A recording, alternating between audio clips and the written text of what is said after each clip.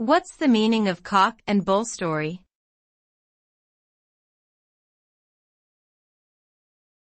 Cock and bull story.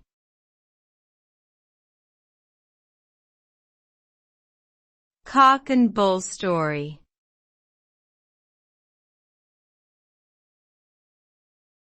Cock and bull story.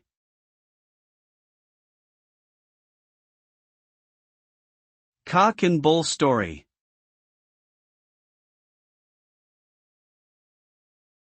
A cock and bull story refers to a fanciful, exaggerated tale that is unlikely or untrue.